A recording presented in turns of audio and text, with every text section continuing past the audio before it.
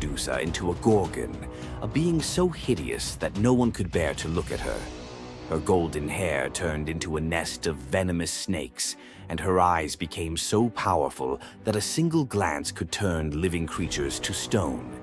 This moment defined Medusa's new existence.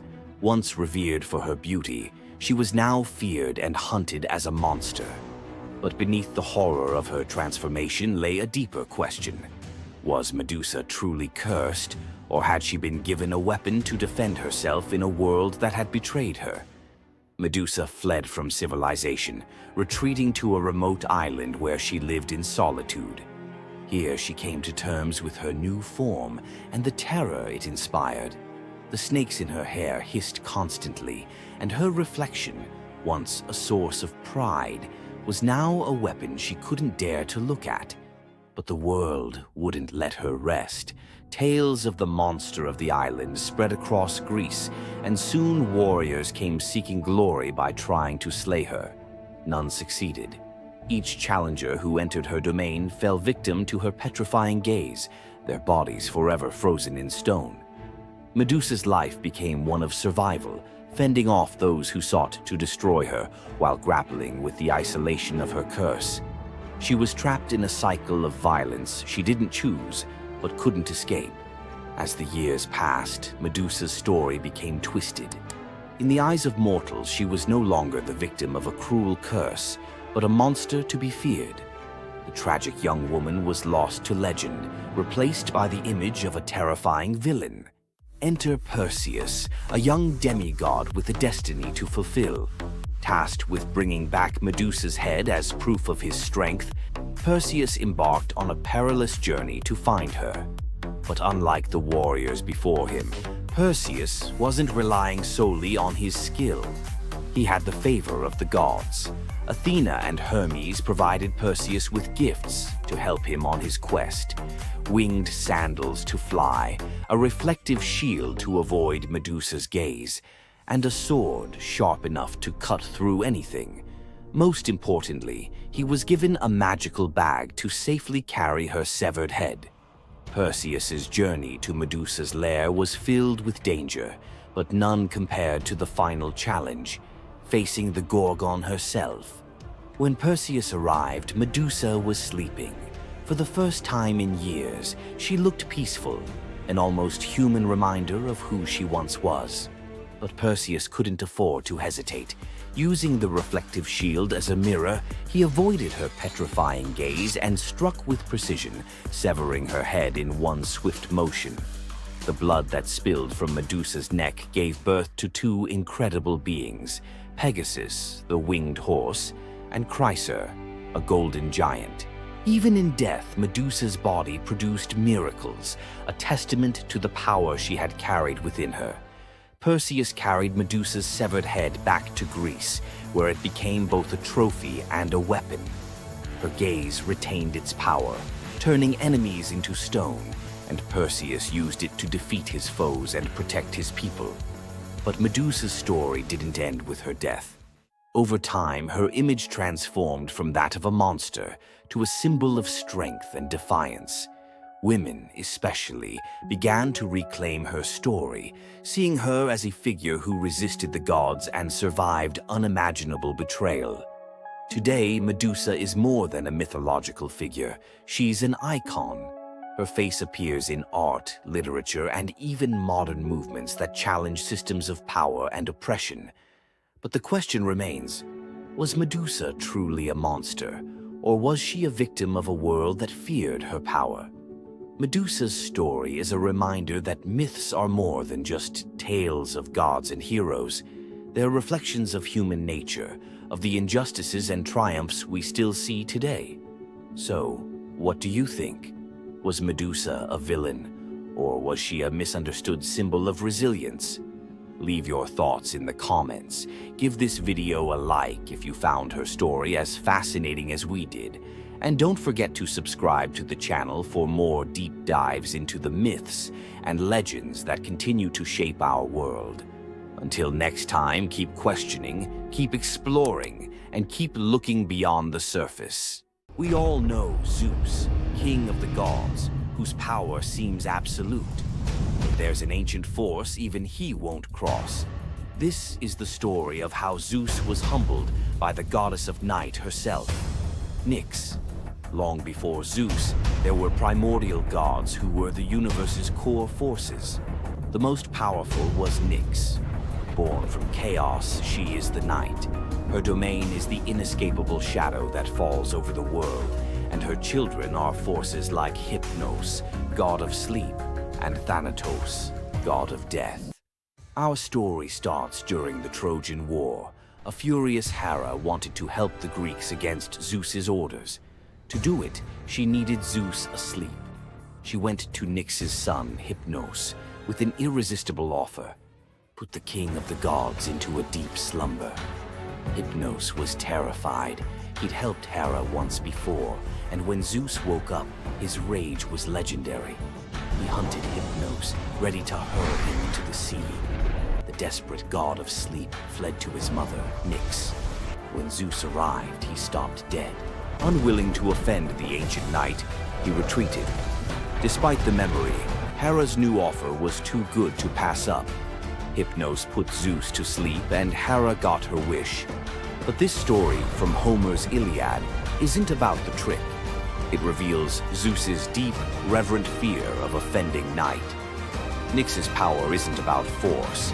It's her very essence, a cosmic order he dared not challenge. The clash between Zeus and Nyx wasn't a battle of thunder and shadow, but of authority versus primordial power. Nyx's presence alone was enough to remind Zeus that even he has limits. The brilliant order of the day must always give way to the profound mystery of the night. If you enjoyed this trip into mythology's shadows, like this video and subscribe for more. Comment below on which primordial deity you want to see next. Centaurs. Half man, half horse. Heroes or savages? Think you know the full story? Wait until you uncover the darker side of these iconic creatures. Watch till the end to discover what ancient myths don't tell you about the centaurs. In Greek mythology, centaurs were seen as both wild and noble beings. They were often depicted as powerful warriors, famous for their strength and skill in battle. But what if the truth behind them was far more sinister than anyone imagined? While some centaurs, like Chiron, were revered for their wisdom and kindness, many others were violent, uncontrollable creatures. These savage centaurs were known for their drunken brawls and uncontrollable rage. The most infamous event? The Battle of the Lapiths and Centaurs, where they fought against the Lapiths during a wedding feast, leading to a massacre of both men and women. Their brutal behavior was more than just a mythological tale. It symbolized the chaos that could occur when civilization collided with the wild, untamed forces of nature. But why did the Greeks depict centaurs this way? Was it a cautionary tale about the dangers of unchecked power and savagery, or a deeper reflection on humanity's struggle between reason and instinct? The darker truth behind the centaur myth might just hold the key to understanding the wild, primal side of ancient Greek culture. Centaurs are more than just mythical beasts. They represent the conflict within us all. If you're fascinated by the hidden truths of ancient myths, don't forget to subscribe for more dark stories from Greek mythology. Every Monday you log on. Every quarter you hit your targets. Every year you get a new set of KPIs, and every time the boulder rolls right back down the mountain. You feel trapped in a cycle of meaningless repetition. You call it the 9-to-5 grind. The ancient Greeks called it Sisyphus. Sisyphus was not a hero.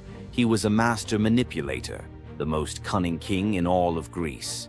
He betrayed Zeus to a river god just to get a freshwater spring for his city. But his masterpiece of arrogance? He cheated death itself. When Thanatos, the personification of death, came for him, Sisyphus tricked him, binding him in chains. For days, the world was thrown into chaos. No one could die. Warriors fought endlessly without consequence. The natural order collapsed. The gods finally intervened, freeing Thanatos and dragging Sisyphus to the underworld. But even here, Sisyphus had one last trick. He convinced Hades to let him return to the surface for just one day to punish his wife for not giving him a proper burial. Of course, he never returned. The gods, finally done with his games, devised a punishment that perfectly matched his crime: eternal, meaningless effort. Sisyphus was condemned to push a massive boulder up a steep hill. He would strain, fight, and claw his way to the summit, only for the weight of the universe to drag the rock back down the moment he reached the top. It's the ultimate metaphor for the modern corporate world. You spend 3 months pushing a quarterly report. You reach the summit. You celebrate. Then the boulder rolls down, and the next quarter begins. The goal is never achieved. The progress is an illusion. You are Sisyphus. But here is the revolutionary twist, the secret that transforms the myth. The philosopher Albert Camus saw Sisyphus not as a victim, but as the absurd hero. Sisyphus's freedom doesn't come from escaping the mountain, but from accepting the struggle. The moment he acknowledges the futility, the moment he finds meaning in the push itself, in the sweat, the effort, the sheer defiance of continuing, he defeats the gods. His walk back down the mountain is not a walk of defeat, but a moment of conscious, deliberate choice. It is the moment he chooses to be happy. So, the next time your KPI rolls back down the hill, remember Sisyphus. The goal is irrelevant. The only true freedom is finding joy in the effort, not the outcome. Loki's punishment was brutal. Bound deep within a cavern, his body lashed to 3 jagged rocks with the entrails of his own son. Above him, a serpent hung poised, venom dripping relentlessly onto his exposed skin. This scene, drawn from the poetic Edda and the prose Edda, became a symbol of both divine vengeance and suffering that echoed through Norse legend. But the gods never counted on one presence: Sigyn, Loki's faithful wife. Her hands trembled as she knelt beside him, catching each drop of poison before it could sear his flesh. Her quiet devotion became a fragile shield against the god's wrath. Why did she choose loyalty over escape? The answer reveals a truth about love that endures even when the world itself seems lost to darkness. Yet before the cavern, before the venom and the silence, there was a betrayal that shook the heart of Asgard. Baldur was the light of Asgard, cherished by gods and mortals alike. His laughter filled the halls, a warmth that even the golden apples of Idun could not rival. When ominous dreams began to trouble him, his mother Frigg, desperate to protect her son, secured oaths from every creature and object in existence never to harm him. All, that is, except the mistletoe, too slight, too innocent to warrant suspicion. Loki saw opportunity in what others dismissed. He fashioned a dart from that fragile branch and sought out Hoder, Baldur's blind brother. "Here," Loki murmured, placing the weapon in Hoder's uncertain grasp, "let me guide your hand." The dart struck its mark. In an instant, Baldur's light was snuffed out, his presence gone from the world. The gods stood in stunned silence, their joy shattered.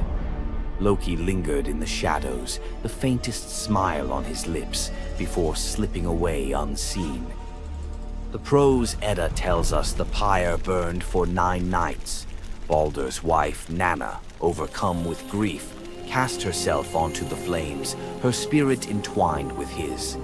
The gods heaped treasures upon the funeral bier, Odin's ring Draupnir, Baldur's own ship Hringhorni, to honor him, but no offering could fill the void left behind. The air grew heavy with suspicion. As the smoke twisted skyward, word spread of an old woman whispering to Hoder in the moments before the fatal blow.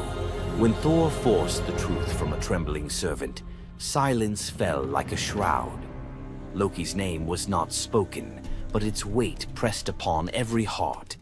The gods had tolerated his mischief, his clever lies, even the theft of Sif's hair. But this was different.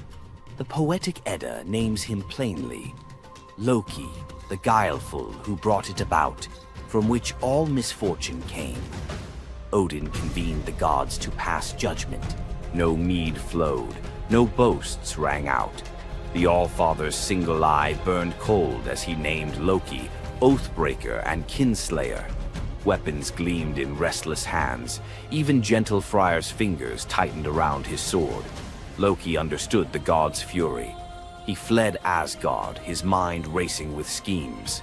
As told in the prose Edda, he built a lodge in the mountains, doors on every side, always watching for his pursuers. Still, he could not outrun their vengeance. Odin's gaze found him, even in hiding. When the gods arrived, Loki tried to slip away, transforming into a salmon to evade capture in the river's swift current. But Thor's grip proved stronger than fate. Dragged back through the gates he once helped raise, Loki passed faces twisted with anger and betrayal. The god's judgment was swift. The path ahead led not to mercy, but to a place where pain and silence waited in the damp and the dark. They forced Loki into the heart of the earth, a cavern where the air pressed cold and heavy, and every sound echoed off stone walls, slick with damp. Water dripped steadily from above, each drop magnifying the hush that settled over the gods as they set to their grim task. The stench of venom lingered, sharp and persistent, mingling with the iron tang of old blood. Odin's single eye caught the flicker of Skadi's movement. A silent nod passed between them, sealing what would come next. 3 massive boulders, freshly gouged with holes, stood ready. The gods had not brought chains or rope. Instead, they made Loki's punishment a reflection of his own chaos. The prose. Edda tells us they transformed one son, Vali, into a wolf who slew his brother, Nari. With the entrails of Nari turned to iron by the god's will, they bound Loki fast, wrists, neck, thighs, and ankles locked tight against the unyielding stone. As the Völuspá declares, with the guts of his ice-cold son, the killer is bound. Each knot and twist was deliberate, a reminder that his own blood now held him captive. The weight of the rocks pressed into his flesh, a constant ache that would never fade. Skadi stepped forward, her presence sharp as frost. In her hands, a serpent writhed, its fangs gleaming. She fixed the creature to a stalactite directly above Loki's face. "For Balder," she said, her voice steady and cold. The serpent's jaws parted, and a bead of venom gathered at its tip. It hung for a moment, then fell. Loki's scream reverberated through the cavern, his body arching in agony as the venom burned into his skin. The pain was relentless, searing into bone, and the world above felt its echoes, earthquakes shaking Midgard, rivers shifting, the roots of Yggdrasil quivering. The gods watched in silence, their faces unreadable. Justice, they believed, had been served. As the serpent's venom continued its slow assault, the rhythm of torment became all-consuming. The next drop formed, poised to fall. Then a figure emerged at the edge of the chamber, a woman, silent, a wooden bowl cradled in her hands. Sigin's arms were blistered, her sleeves stained, but her grip was unwavering as she stepped into the circle of pain. The cavern held its breath. Sigyn knelt, her presence a quiet defiance. The venom hissed into the bowl, wood darkening with each drop. The gods turned away, their judgment complete, but the story within the cavern was only beginning. The bowl rested in Sigyn's hands, its wooden sides polished by hours of silent endurance. She knelt on the cold stone, skirts bunched beneath her, and waited for the serpent's venom to fall. The first drop struck with a hiss, a thin wisp of smoke curling up as Loki's breath caught in his throat. She kept her gaze fixed on the bowl, her resolve anchored by the rhythm of her task. Time unraveled in the cavern, marked only by the relentless cadence of the venom. Drip, catch. The liquid sizzled as it struck the wood, the heat seeping through Sigyn's calloused palms. Each shift of her grip was subtle, a quiet adjustment to keep the bowl steady as her arms ached. Above, the serpent's shadow twisted over the stone, its coils unmoving, its venom gathering in slow, deliberate drops. Loki whimpered, bracing for pain that had become his constant companion. The sound of his dread was sharper than his cries. The air hung heavy with the stench of scorched flesh and the metallic sting of poison. The darkness pressed in, broken only by the faint glimmer of Sigin's tears as they mixed with venom in the bowl, each drop a testament to her resolve. The silence between drops was punctuated by Loki's ragged breaths and the distant echo of water dripping from the cavern walls. Sigin's world narrowed to the weight in her arms and the threat above. The bowl filled, the venom rising perilously close to the rim. Sigin's muscles trembled, but she did not let her grip falter. When at last the bowl brimmed, she had no choice but to turn away. In that brief moment, as she emptied the venom onto the rocks, Loki's body convulsed, his scream raw and unrestrained. The poison ate into the stone, leaving blackened scars as Sigyn hurried to wipe the bowl clean and return to her vigil. For time beyond reckoning, Sigyn remained. The myth offers no window into her thoughts, only the image of her kneeling, unwavering as Loki's mind splintered under the weight of his agony. Was she remembering laughter in sunlit halls, or simply unable to imagine leaving him alone in the dark? The venom's rhythm never changed. The bowl would fill. Loki would suffer. Sigyn would endure. In the hush that followed each scream, a question lingered, one that neither gods nor mortals could answer. Love in the dark was never simple. While the gods turned away, Sigyn remained, her presence reshaping the meaning of Loki's punishment. His betrayals had echoed through Asgard, yet her loyalty was a force the gods never expected. The Eddas offer no window into Sigyn's thoughts, recording only her actions. Blistered hands, a steady bowl, venom caught before it could sear flesh. This silence leaves space for us to wonder. Was it love that held her there, or a deeper sense of duty, something older and more enduring than the gods' own laws? Loki, once the master of deception, now depended on the mercy of the one he had so often left in the shadows. When the bowl overflowed and Sigyn turned away, each drip crept like fire through him, twisting his features in agony. His eyes, when they met hers, flickered with both gratitude and resentment. He needed her, but the venom's torment mingled need with bitterness. Still, Sigyn returned every time, catching the next drop before it could fall. The myths do not say what passed between them in those moments, only that she stayed, her resolve unbroken. Scholars often call Sigyn the embodiment of loyalty, the ultimate symbol of spousal devotion. Yet, her sacrifice was more than an act of love. It was a quiet rebellion. By kneeling in the cavern, she defied the gods' vision of justice.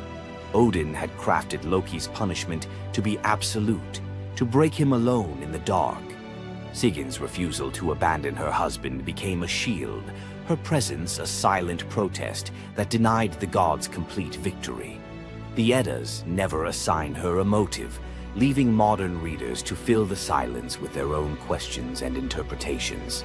Was her endurance an act of compassion or a challenge to the order imposed by the gods? Each drip marked the passage of time, each bowlful a measure of suffering and steadfastness. Loki's laughter, once quick and sharp, faded into broken gasps. His words, sometimes curses, sometimes pleas, found no purchase. Sigyn's hands grew raw and ruined, but she did not falter. The cycle of pain and mercy continued, unbroken. In the end, it was not just Loki who endured the gods' punishment. Sigyn's vigil transformed it, turning isolation into a shared ordeal. In the darkness, her silent defiance and unwavering love became part of the myth, a testament to the power of presence, even when the world has turned away. Sigyn's vigil stands as one of Norse myth's quiet marvels, a steady presence in the shadows, her strength measured not in battle, but in endurance beside the one the gods condemned. As Loki writhed beneath the venom's relentless burn, Sigin's hands never wavered. The Eddas remember her not for words or deeds of glory, but for the silent rhythm of her care. Her story reminds us that sometimes love endures in darkness. Sigin's vigil continues until the twilight of the gods, Ragnarok, whenever that may come. Would you have stayed? If Sigin's silent strength moved you, let us know in the comments or share your favorite Norse hero below. Thor, the thunder god, woke up to find his greatest nightmare had come true. Mjolnir, his mighty hammer that could level mountains and control lightning itself, was gone. Without it, the thunder god was powerless, vulnerable, and mocked. The weapon that defined his very identity as protector of Asgard had vanished without a trace. But what happened next would humiliate him more than any defeat in battle. To get his hammer back, Thor would have to do something that went against every fiber of his warrior identity. You won't believe the disguise he ends up in. It all began on what should have been an ordinary morning in Asgard. Picture Thor reaching for the leather grip that had been at his side for countless centuries, his fingers closing around nothing but empty air. The spot where Mjolnir should rest felt cold and wrong, like a missing tooth that your tongue keeps finding. Thor's morning routine, as predictable as sunrise over Asgard's golden halls, shattered in that single moment of realization. The hammer forged by dwarven masters, the weapon that could summon lightning and level mountains, had vanished without so much as a whisper of sound. The initial shock hit Thor like a physical blow. His hand remained suspended in space, still reaching for what wasn't there. Then panic crept in, cold and relentless. He let out a blood-curdling roar of sheer rage, the whole palace trembling. Without Mjolnir, he was powerless, vulnerable, and mocked, stripped of the weapon that made him Asgard's primary defender. The enemies that prowled the borders of the Nine Realms knew about his mighty hammer. They counted on Thor's strength to keep them at bay. Now that strength was gone. Word spread through Asgard's halls faster than wildfire. The other gods gathered in emergency council, their faces grave as they grasped the full scope of the crisis. Odin's ravens had brought no news. The watchmen at the gates had seen nothing. Mjolnir had simply disappeared, as if it had never existed at all. The assembled gods understood what Thor's loss meant for their realm. Asgard stood vulnerable, its greatest protector reduced to a shadow of his former self. Loki stepped forward through the crowd of worried gods, his familiar, cunning smile playing at the corners of his mouth. He offered to investigate the theft using his shape-shifting abilities, volunteering to venture where other gods could not go undetected. The council accepted his proposal immediately, desperate for any lead in their search. Thor watched his brother prepare for the mission, knowing that Loki's success or failure would determine his own fate. Loki first borrowed Freya's magic feathered coat, allowing him to fly in falcon form to Jotunheim without raising alarms. Each dead end pushed Thor deeper into desperation. He imagined facing his enemies defenseless, their laughter echoing as they realized the thunder god carried no thunder. The trail finally led to the most dangerous territory of all, Jotunheim, the realm of the giants. Loki strode into the council chamber with the confident gait of someone who had solved a mystery, but his expression carried an ominous weight. The giant Thrym, lord of the frost giants, had openly boasted about his theft from his massive throne of ice and stone. He had buried Mjolnir 8 leagues beneath the frozen earth of his realm, thrice deeper than any giant's hall, he claimed, placing it where even Thor's strength would be useless. Thrym had what he thought was a simple demand for the Norse gods. He wanted the beautiful goddess Freya as his bride in exchange for the hammer's return. The giant had fixated on her legendary beauty and grace, convinced that possessing both Mjolnir and the goddess of love would make him the most powerful being in all the 9 realms. His arrogance knew no bounds as he described his elaborate wedding plans to Loki, speaking of golden halls and feasts that would last for weeks. Thrym believed the gods had no choice but to accept his terms. When Loki spoke to the council about Thrym's demand, the council fell silent. Freya's reaction shattered the tense quiet that followed Loki's report. causing her rage to break the Brisinger necklace, its gems scattering across the floor in glittering fragments. She declared she would rather throw herself into the deepest ocean than marry the frost giant who dared make such a demand. The gods found themselves trapped in an impossible situation. They could sacrifice one of their most beloved goddesses to a giant's lust, or they could leave Thor permanently weakened and Asgard vulnerable to every enemy that prowled the borders. The council erupted in frantic debate. Some suggested launching a full assault on Jotunheim, but Thrym's fortress was impregnable and his army vast. Others proposed trickery or negotiation, but every path led to either devastating war or humiliating surrender. Heimdall, the far-seeing guardian who watched over the Rainbow Bridge, had remained silent throughout the heated discussions. When he finally spoke, his words stopped every conversation in the hall. His suggestion was so outrageous, so completely unthinkable, that even Loki's jaw dropped open in shock. The gods stared at Heimdall as if he had lost his mind, but they were out of other options. What he proposed, however, would challenge everything Thor stood for as a warrior. Heimdall's words hung in the air like a challenge to the very foundations of Norse honor. The far-seeing god had suggested that Thor disguise himself as a bride and infiltrate Thrym's wedding feast to recover Mjolnir. He spoke with calm authority, tie housewife's keys about his waist, and pin bridal jewels upon his breast. The idea was so fundamentally opposed to Norse concepts of masculine honor that Thor's initial response shook the very walls of Asgard. He declared the plan preposterous and swore he would never hear the end of it if word spread that the Thunder God had dressed as a woman.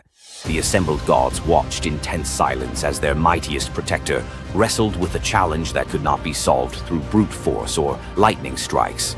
They had already considered launching a full assault on Jotunheim, but Thrym's fortress was impregnable and his army vast. No other choice remained. Thor paced the hall like a caged wolf, his massive fists clenched as he grappled with the impossible choice between his warrior's pride and his duty to protect Asgard. Every instinct in his body rebelled against the idea of abandoning his identity as a fearsome warrior to play the role of a delicate bride. Loki stepped forward with barely contained excitement, volunteering to accompany Thor as his maidservant. The trickster god's eagerness to participate in this elaborate deception revealed his true nature. While Thor struggled with the concept, Loki was already plotting the specifics of costumes, mannerisms, and the lies they would need to maintain throughout their dangerous mission. The transformation began with layers of bridal linen draped over Thor's massive frame. Servants brought forth delicate jewelry, housewife's keys that symbolized domestic authority, and a dainty hood for his head. Finally came the precious necklace of Brisinger. Each item added to the disguise felt like another blow to Thor's warrior identity. When he finally looked at his reflection, the god of thunder saw an unconvincing bride staring back at him. Thor finally accepted the plan because no alternative existed. The unlikely pair prepared to set off for enemy territory, where their deception would face its ultimate test among giants, eager to celebrate their lord's triumph.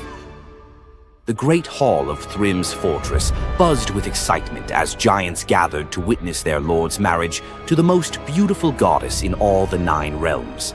Thor sat at the high table in his bridal disguise, surrounded by massive frost giants who raised their drinking horns in celebration. The feast spread before them displayed the giants' wealth and power.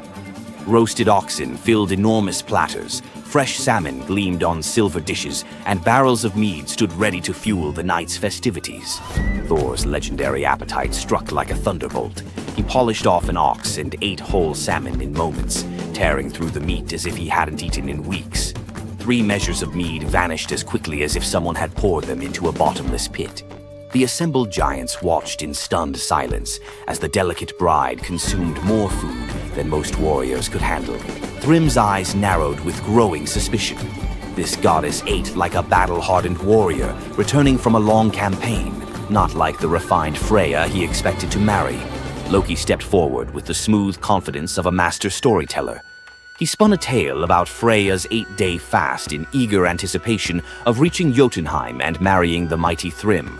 The explanation painted a picture of a lovesick goddess, so excited about her wedding that she had refused all food during her journey.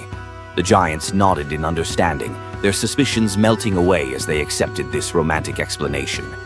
Thrym felt honored by such devotion and relaxed completely, his doubts vanishing.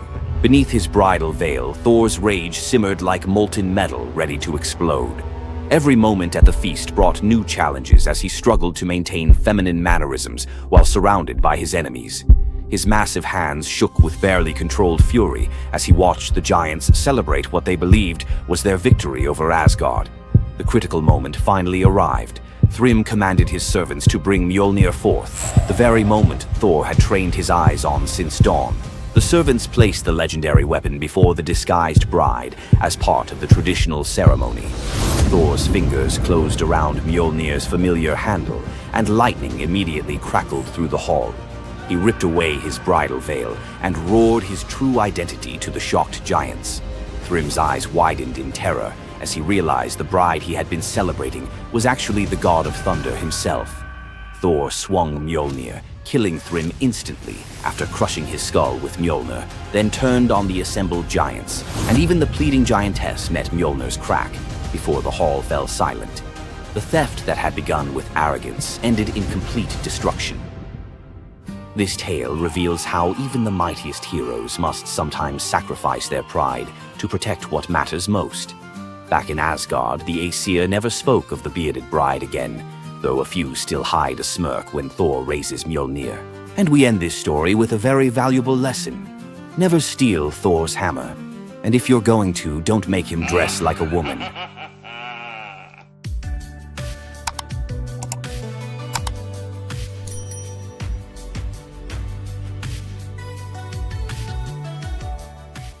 What makes Zeus, the mighty king of the Greek gods, one of the most fascinating figures in mythology?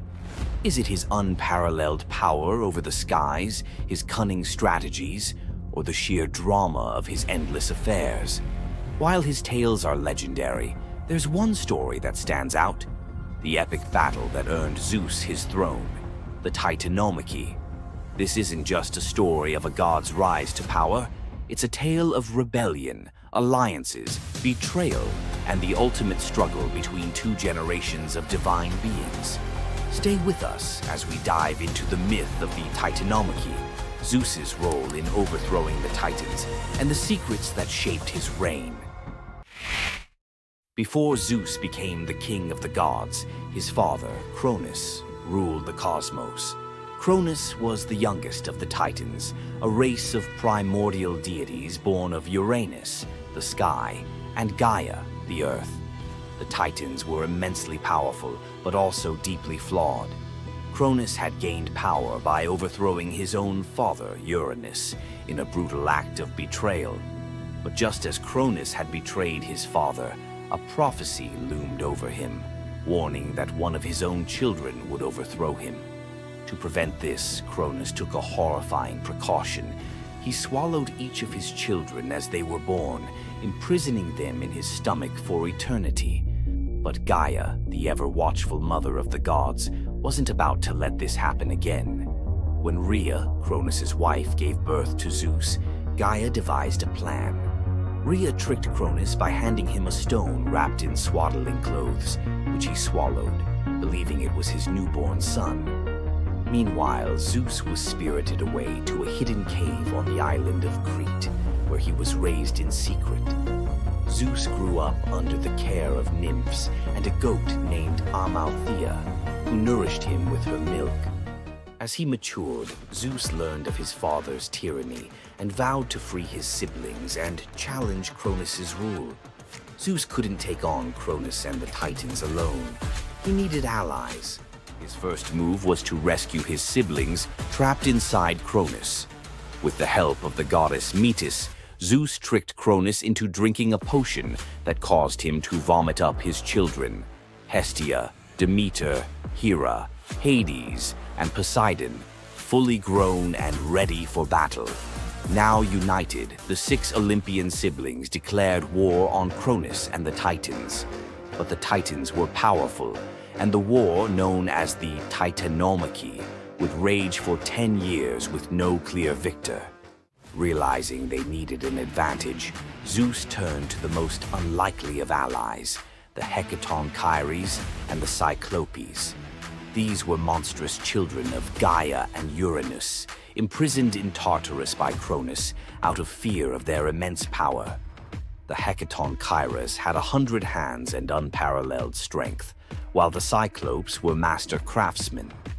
Zeus descended into Tartarus, defeated its terrifying guardians, and freed these imprisoned beings. In gratitude, the Cyclopes forged weapons for Zeus and his brothers. Zeus received the thunderbolt, Poseidon the trident, and Hades a helmet of invisibility. With these tools and the raw power of the Hecatonchires, the Olympians finally had the upper hand. The final clash of the Titanomachy was a cosmic spectacle.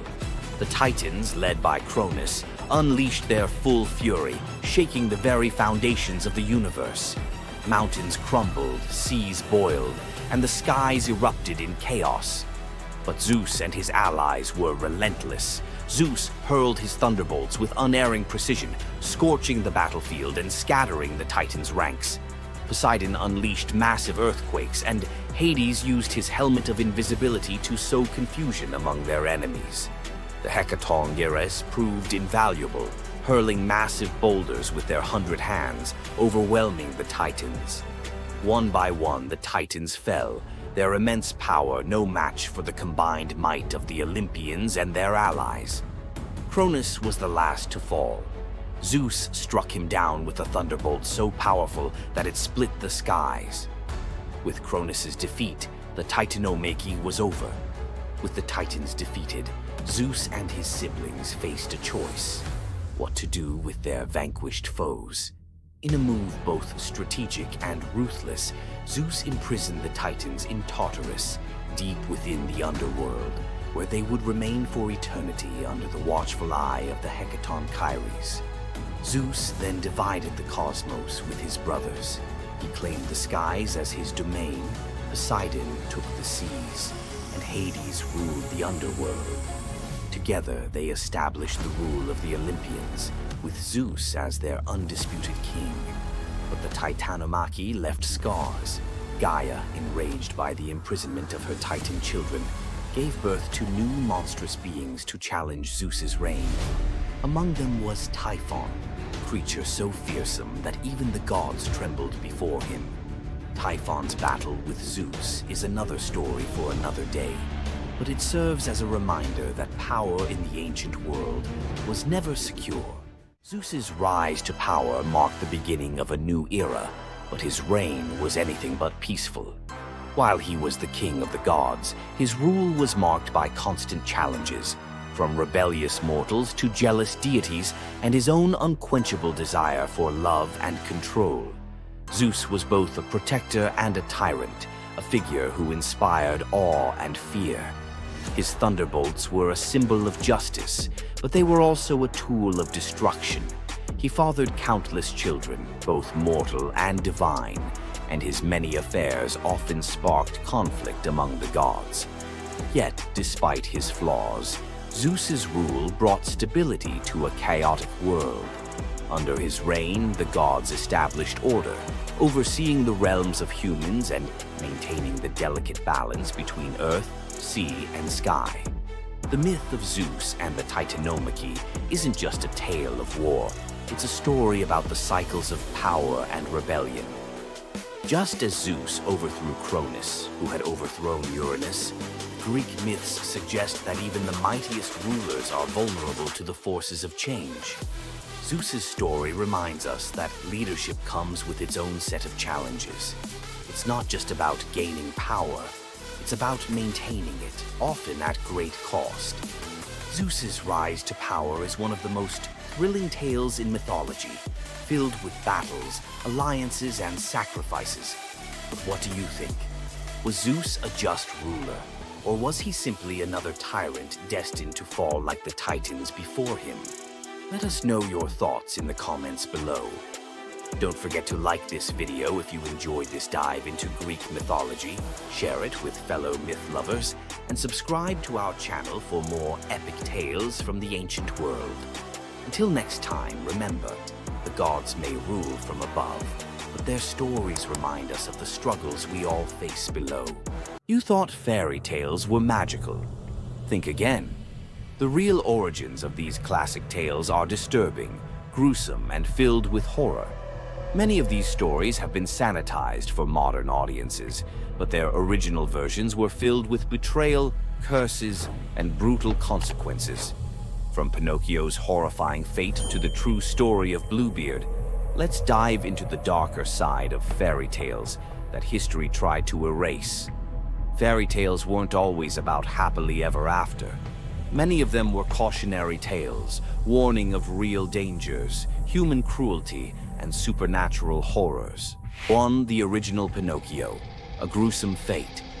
Before Disney made him a lovable puppet, Carlo Collodi's original Pinocchio was a terrifying little troublemaker. Instead of learning his lesson, he was hanged from a tree by a group of bandits, left to suffocate as a punishment for his misdeeds. 2. Bluebeard, the serial killer's tale. Bluebeard was not a misunderstood nobleman. He was a full-blown serial killer. In Charles Perrault's version, Bluebeard marries multiple women and forbids them from entering one locked room. When his latest wife disobeys, she discovers the corpses of his past wives, hanging from hooks. He nearly kills her too, but she's saved at the last second by her brothers. Some believe this gruesome tale was inspired by real-life figures like Gilles de Rais, a nobleman convicted of horrific crimes. 3. The Pied Piper, a tale of mass disappearance. The Pied Piper of Hamelin was not just about a man who played music to lead away rats. He also took the children. In some versions, the town refuses to pay him for his services, so he takes revenge by luring all of their children into a cave, where they are never seen again. Historians believe this could be based on a real event, where an entire group of children from Hamelin mysteriously vanished in the Middle Ages. 4. Rumpelstiltskin, a vengeful trickster. In the original versions of Rumpelstiltskin, when the young queen guesses his name, he doesn't just leave. He flies into a rage so intense that he tears himself in half. In some versions, he stomps on the ground in fury, falling into a pit and disappearing forever. His obsession with taking the queen's child has led some to believe he wasn't just a trickster, but something far darker. 5. The Robber Bridegroom, a wedding night nightmare. This lesser-known grim tale tells the story of a young woman forced to marry a wealthy man. Suspicious of her husband-to-be, she follows him to his home, only to discover that he and his band of robbers murder and eat women. She watches in horror as they butcher a young girl, cutting her into pieces. Luckily, she escapes and exposes them, leading to their execution. 6. The Juniper Tree, a tale of cannibalism and revenge. One of the most horrifying grim fairy tales, The Juniper Tree tells of a stepmother who decapitates her stepson, cooks his body, and feeds it to his unsuspecting father. The boy's sister buries his bones under a juniper tree, and from the tree the boy returns as a vengeful spirit, transforming into a bird and dropping a millstone on his stepmother, crushing her to death. 7. The Girl Without Hands, a story of betrayal and survival. In this disturbing fairy tale, a poor man accidentally sells his daughter to the devil in exchange for wealth. When she resists the devil's temptations, her own father chops off her hands to fulfill the bargain. Eventually, she escapes, gains magical silver hands, and finds a happier fate, but not before enduring unimaginable suffering. Why were these stories so disturbing? Fairy tales weren't just for children. They were warnings, morality lessons, and sometimes outright horror stories meant to instill fear and obedience. Over time, many of them were altered, softened, or rewritten to make them more acceptable. Which of these dark fairy tales shocked you the most? Want to uncover more forgotten stories and chilling legends? Subscribe now and dive into the forgotten history of fairy tales. What would you do if you gave up everything for love, only to be betrayed by the one you trusted most? In the Greek myth of Medea, love led to ultimate revenge, and the consequences were deadly. Let's dive into this tragic tale. Medea, a sorceress of immense power, fell in love with Jason, the leader of the Argonauts, when he came to her homeland seeking help. Medea, who was deeply in love with him, used her magic to aid him in his quest for the Golden Fleece. She betrayed her own family, murdered her brother, and helped Jason achieve his goal, all out of love for him. Once Jason had the fleece, Medea fled with him to Greece, where they started a life together. But as time went on, Jason's love for Medea faded. He decided to marry Glauce, the daughter of Creon, the king of Corinth, in an effort to secure a more powerful position.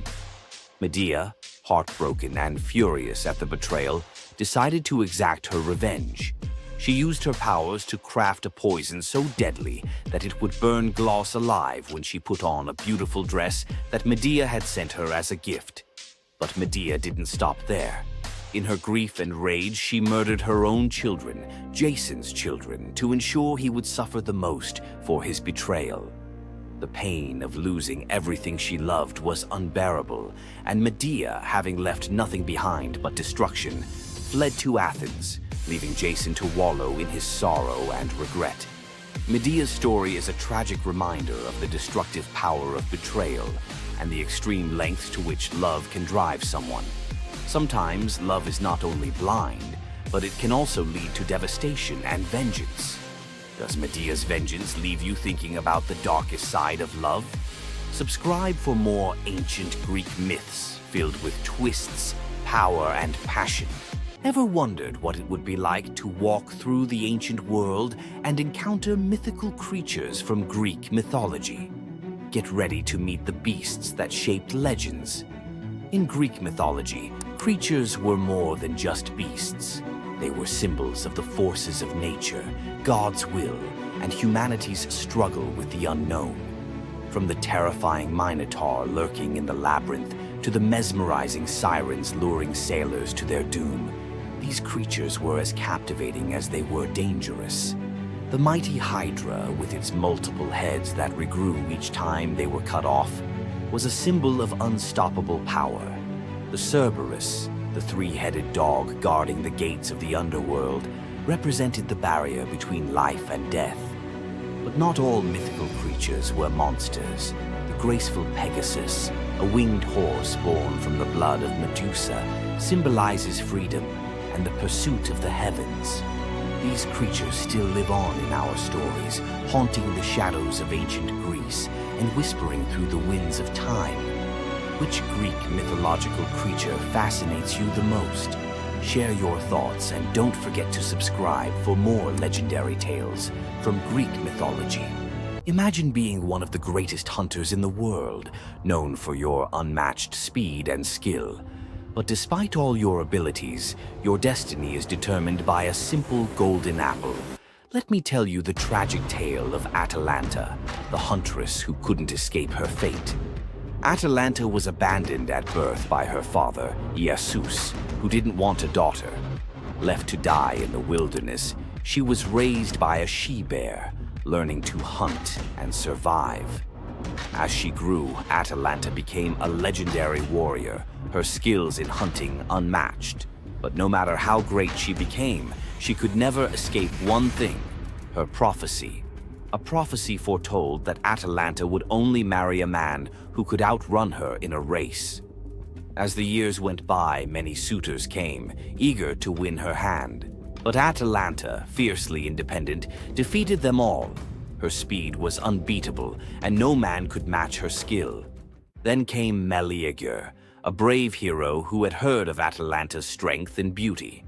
Unlike the others, he didn't boast about his abilities. Instead, he came prepared with a plan. Meleager, knowing Atalanta's curse, asked the goddess Aphrodite for help. She granted him 3 golden apples, which he used to distract Atalanta during their race. As Atalanta raced ahead, confident of her victory, Meleager tossed the apples one by one in her path. The golden apples were so beautiful, they distracted Atalanta just enough to slow her down. In the end, Meleager won the race, and Atalanta was forced to marry him, despite her reluctance to give up her independence. But the story doesn't end in happiness. Atalanta and Meleager's marriage was plagued with regret. Atalanta, still driven by her need for freedom, felt trapped by the very love she couldn't escape. And in the end, Meleager, whose destiny was also marked by the gods, tragically died before she could ever truly be free. Atalanta's story is a tale of love, fate, and the clash between personal destiny and desire. Despite her unmatched strength and independence, her fate was sealed by love, and her story remains a tragic reminder of how even the most powerful can be brought down by what they cannot control. If Atalanta's bittersweet story of fate and love left you in awe, subscribe for more untold Greek myths and the heroes who shaped the ancient world. You've heard of a goddess whose beauty was unmatched. But what if I told you that her beauty wasn't what it seemed? In fact, her allure led to some of the darkest consequences in ancient myth. This goddess, adored by many, held the power to captivate anyone with a mere glance. She was so beautiful that her charm could sway the gods, kings, and mortals alike. But this beauty came with a deadly price. The goddess we're talking about is none other than Aphrodite, the Greek goddess of love and beauty. While she is often depicted as the epitome of grace, sensuality, and allure, her beauty was more of a curse than a gift. Aphrodite's powers extended beyond just physical beauty.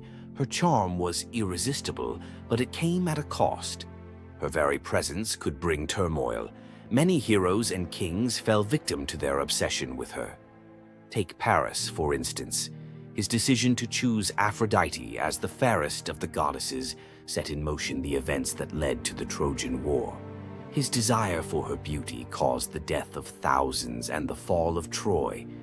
But Aphrodite's beauty didn't just destroy men, it could break gods too.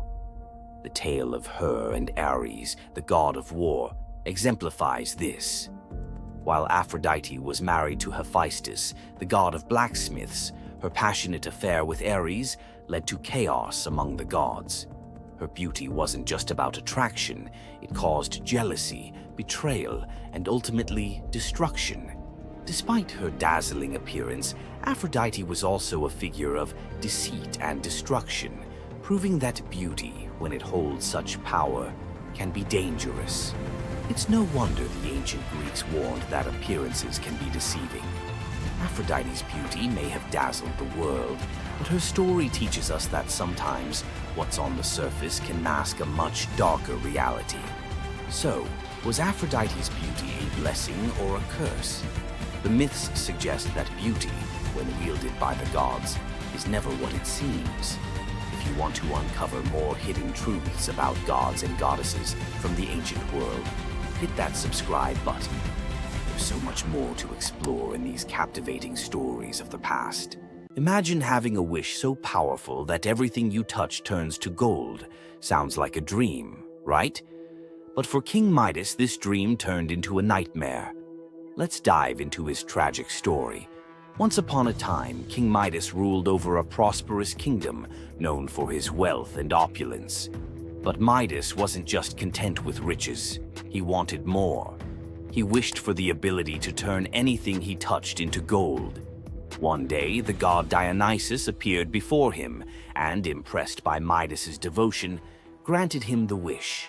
At first, Midas was overjoyed.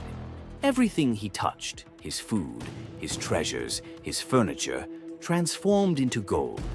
His wealth grew beyond imagination, and his joy knew no bounds. But soon, Midas realized the curse of his wish. He touched a rose, gold. He touched his food, gold. Desperate for a meal, he tried to drink water, gold. In horror, Midas realized that even his daughter, whom he loved dearly, turned into a lifeless golden statue when he touched her. Furious with the consequences of his greed, Midas begged Dionysus for mercy. The god, seeing the king's suffering, told him to wash in the river Pactolus. And in that moment, Midas's golden touch was taken away. The river's waters, now imbued with Midas's curse, carried gold downstream, forever tainting the land. King Midas's story is a reminder that greed often blinds us to the consequences of our desires. His once prized gift became his greatest curse, teaching us that not all treasures are worth the price. If King Midas's tale of power and greed left you thinking, make sure to subscribe for more epic Greek myths and their timeless lessons. Stay tuned for more stories of fate, love, and the gods' wrath. Imagine a woman so terrifying that a single glance from her could turn anyone into stone. Medusa, a name that echoes through history as a monster, a villain, and a symbol of pure horror.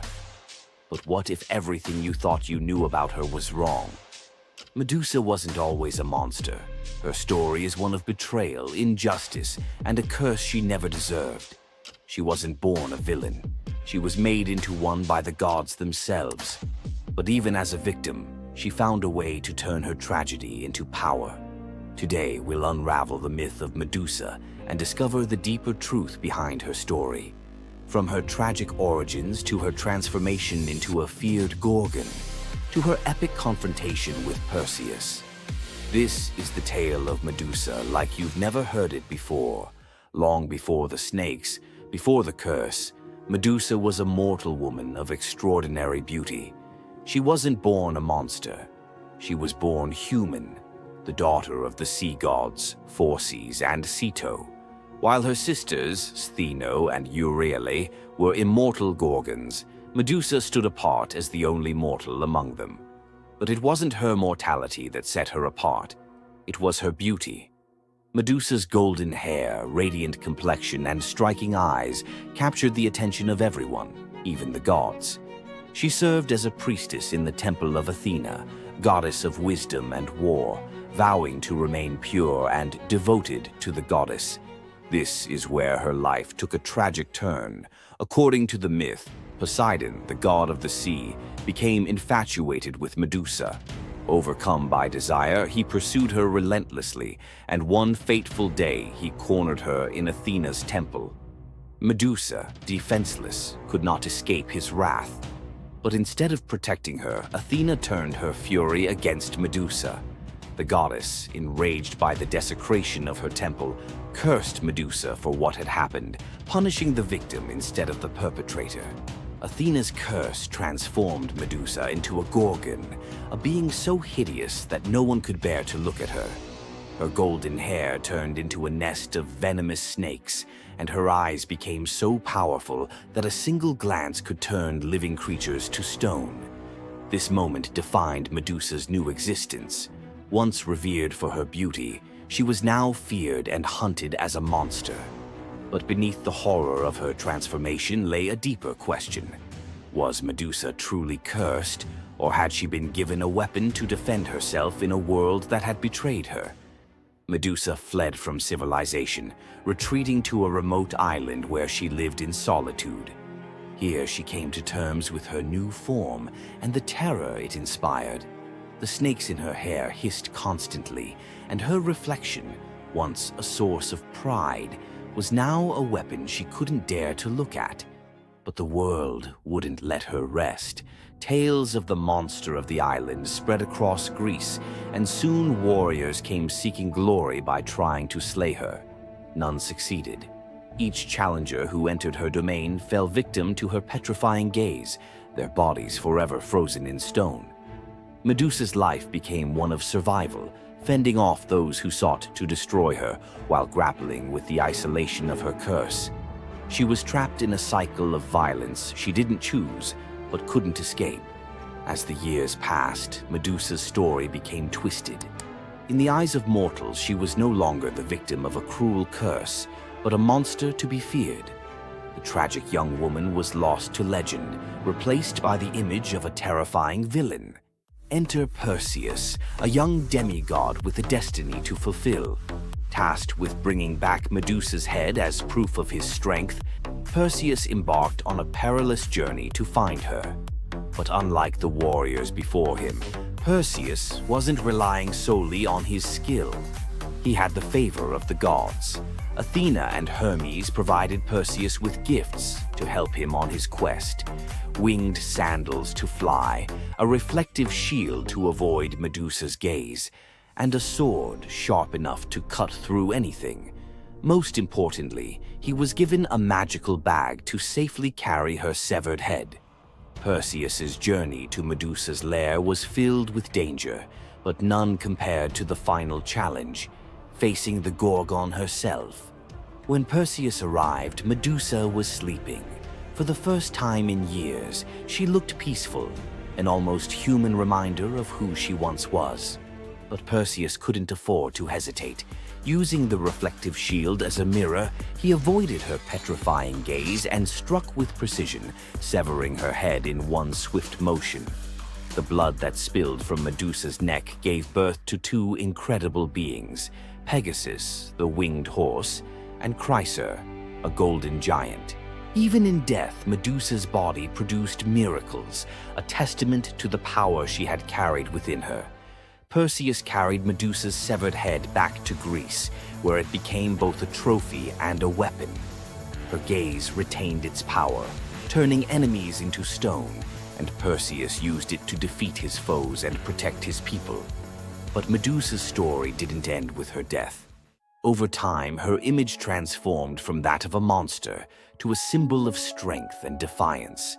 Women, especially, began to reclaim her story, seeing her as a figure who resisted the gods and survived unimaginable betrayal.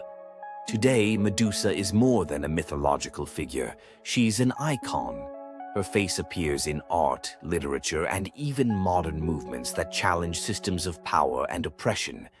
But the question remains, was Medusa truly a monster, or was she a victim of a world that feared her power?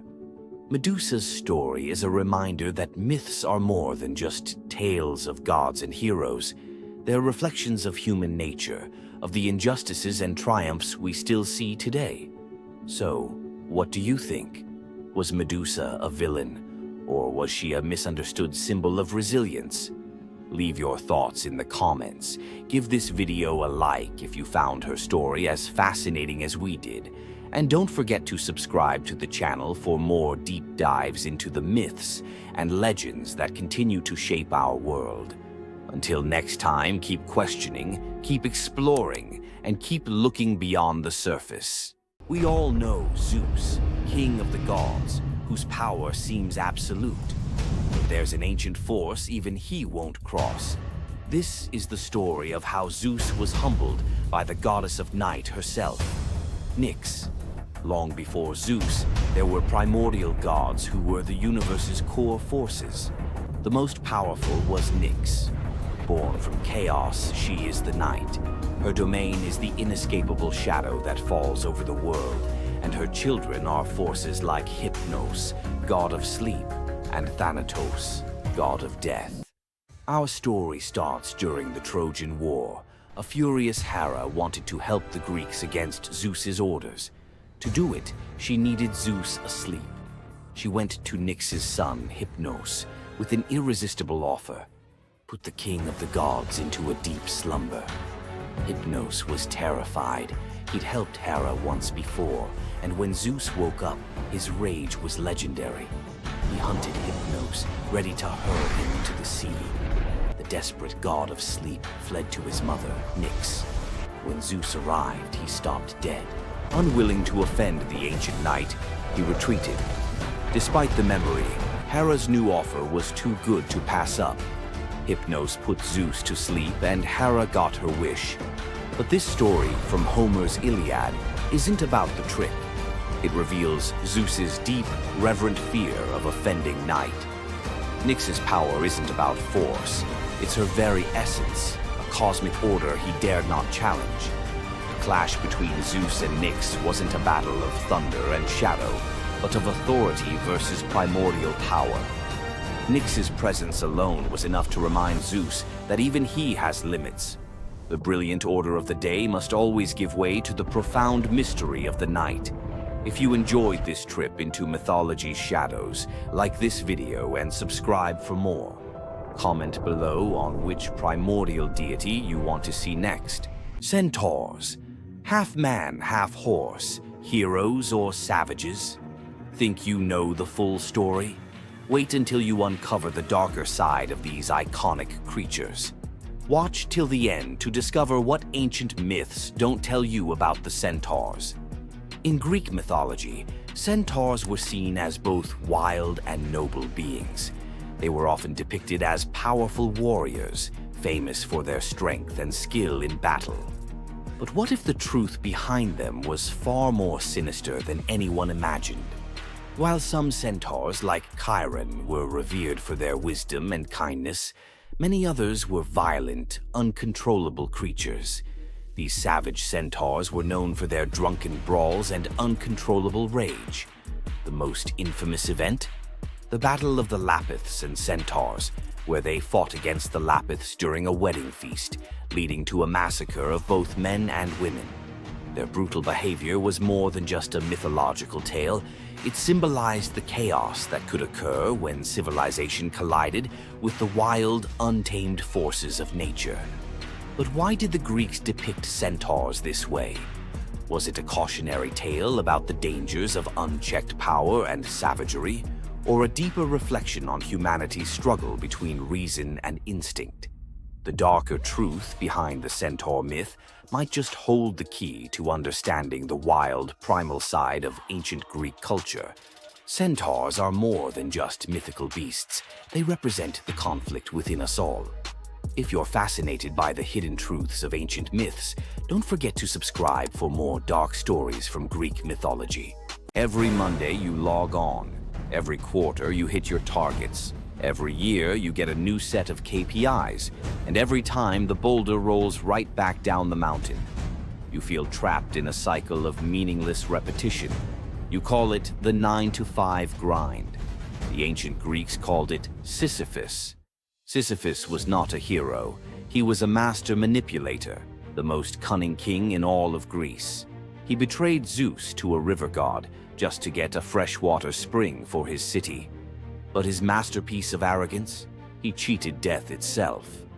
When Thanatos, the personification of death, came for him, Sisyphus tricked him, binding him in chains. For days, the world was thrown into chaos. No one could die.